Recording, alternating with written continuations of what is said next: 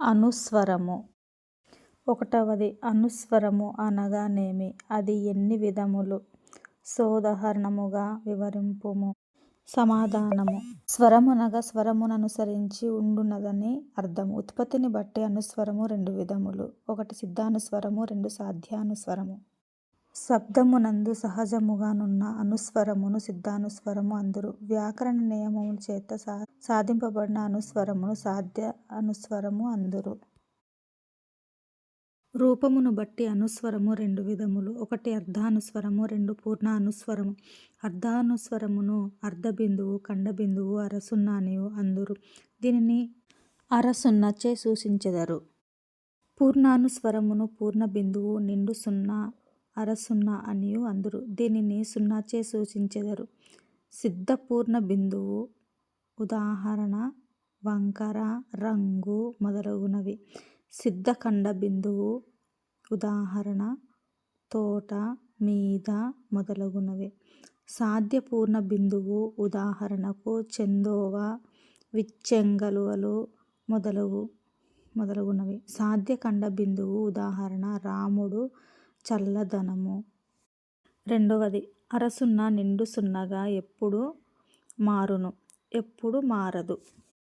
సమాధానము: ఒకటవది హ్రస్వము మీది ఖండబిందువు అనగా అరసున్ననకు, పూర్ణబిందువు అనగా నిండు సున్న వైకల్పికముగా నగును. ఉదాహరణకు అడకువ, అడంకువ, ఎరుగుట, ఎరుంగుట, తలచుట, తలంచుట. ఈ విధముగా హ్రస్వాక్షరము తరువాత సున్న అరసున్న సున్నగా మారును. మూడవది దీర్ఘము మీద సాధ్య పూర్ణము లేదు. ఉదాహరణకు తోట.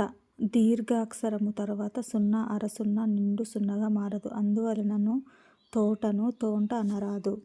నాలుగవది వాక్యములో సున్న వ్రాయునప్పుడు తీసుకొనవలసిన జాగ్రత్తలేవి?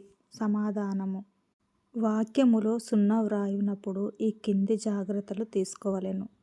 ఒకటవది వ్రాయునప్పుడు పంక్తికి మొదట సున్న అనగా అరసున్న నిండు సున్న వచ్చునట్లు వ్రాయరాదు. ఉదాహరణకు రాముడున్ బుద్ధిమంతుడు అని వ్రాయరాదు. రాముడు బుద్ధిమంతుడు అని వ్రాయవలెను.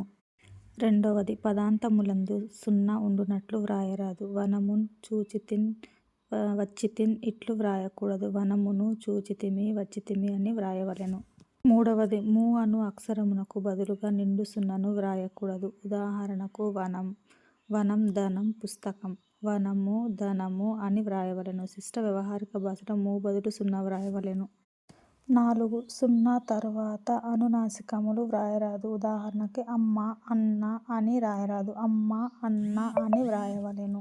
5వది సున్న తరువాత ద్విత్వాక్షరములు వ్రాయరాదు. చిన్నది, అందము, వెంకన్న ఇట్లు వ్రాయరాదు. చిన్నది, అద్దము, వెంకన్న అని వ్రాయవలెను.